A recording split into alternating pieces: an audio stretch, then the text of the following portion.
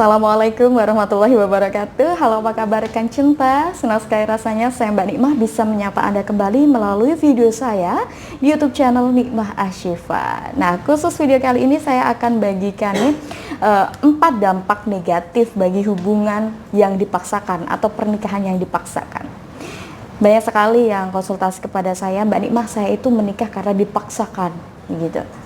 Maka dari itu di sini saya akan menguak ya, banyak sekali dampak yang bisa terjadi akibat pernikahan yang dipaksakan. Ketika pernikahan tersebut dipaksakan, sebenarnya ada dua hal yang bisa terjadi. Yang pertama adalah pernikahan tersebut bisa lolos dan bahagia jika si suami dan istri itu bisa saling mencintai.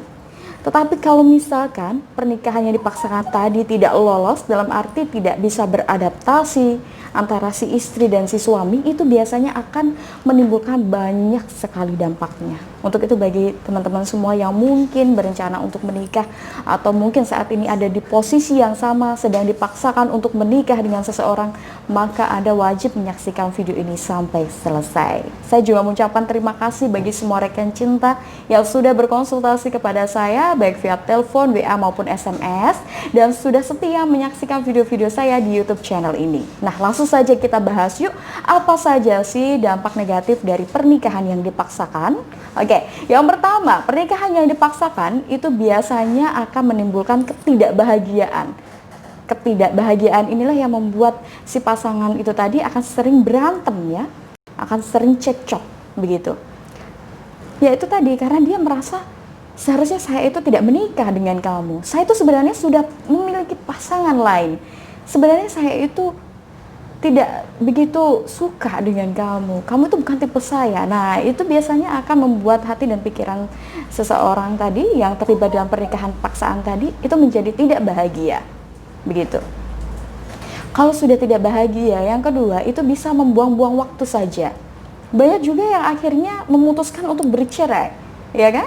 Kalau misalkan pernikahan tersebut berakhir dengan perceraian, otomatis kan waktu yang berlalu sampai ini penuh dengan keributan, kecekcokan, itu hanya membuang-buang usia mudanya saja, hanya membuang-buang waktunya saja.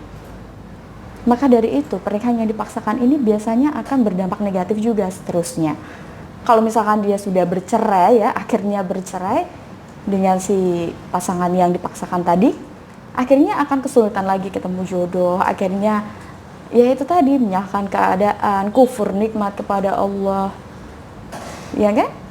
Nah, kemudian yang ketiga yang bisa terjadi adalah akan membawa dampak buruk terhadap anak. Nah, berbeda kalau misalkan poin kedua tadi berakhir bercerai, biasanya akan membuat waktu terbuang sia-sia ya. Kalau misalkan bertahan nih, terpaksa bertahan dan berhasil memiliki anak dari pernikahan yang dipaksakan tadi, ya itu bisa berdampak negatif pada anak. Ayah ibu sering berantem, sering cekcok, akhirnya anaknya juga akan memiliki kondisi psikis yang tidak bagus, tidak baik, melihat ayah dan ibunya tidak harmonis. Itu sangat-sangat buruk sekali bagi anak Anda.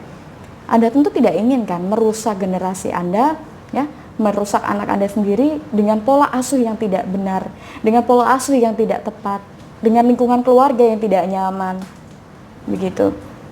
Kemudian yang keempat yang bisa terjadi adalah rentan terjadinya perselingkuhan. Nah, sekali lagi nih, kalau misalkan si suami dan istri tadi tidak bisa legowo, tidak bisa menciptakan keharmonisan, rasa cinta, maka yang ada apa?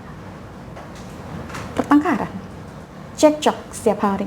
Akhirnya di luar rumah atau di kantor bertemu dengan laki-laki lain atau perempuan lain yang dirasa bisa memahami dia, atau mungkin sebelumnya sebelum dijodohkan sudah punya pasangan ya. Akhirnya dia kembali lagi dengan mantannya, tetap menjalin hubungan dengan mantannya.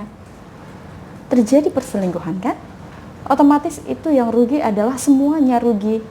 Anda rugi, pasangan Anda rugi, anak Anda rugi, orang tua Anda juga rugi. Bisa jadi hubungan Anda dengan orang tua atau hubungan Anda dengan mertua juga tidak baik karena hal ini. Maka dari itu, rekan cinta, ketika Anda ingin menikah atau memutuskan untuk menikahi seseorang, maka harus benar-benar atas pertimbangan dan juga keikhlasan hati. Tidak masalah kok, misalkan Anda memang menikah dijodohkan, yang penting adalah Anda bisa legowo menerimanya dan legowo juga mau menciptakan kerukunan rumah tangga dengan orang pilihan orang tua Anda tadi. begitu. Jangan Anda mau menerima tetapi atas dasar keterpaksaan, Anda tidak mau berupaya untuk beradaptasi, tidak mau berupaya untuk menciptakan cinta dalam hubungan rumah tangga tersebut, ya, itu akhirnya akan berdampak negatif seperti yang saya jelaskan tadi. Daripada menyesal nantinya, maka lebih baik tetap berhati-hati dan juga mempertimbangkan setiap keputusan dalam pernikahan. Begitu. Nah, rekan cinta, itulah tadi yang dapat saya sampaikan. Bagi Anda yang mungkin ingin konsultasi seputar asmara dan rumah tangga, Anda bisa langsung telepon, WA maupun SMS di nomor yang ada di deskripsi di bawah ini. Anda juga bisa konsultasi langsung terkait dengan tasbih berkah, ya.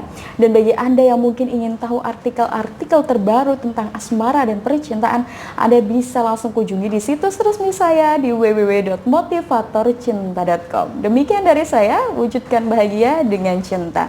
Wassalamualaikum warahmatullahi wabarakatuh.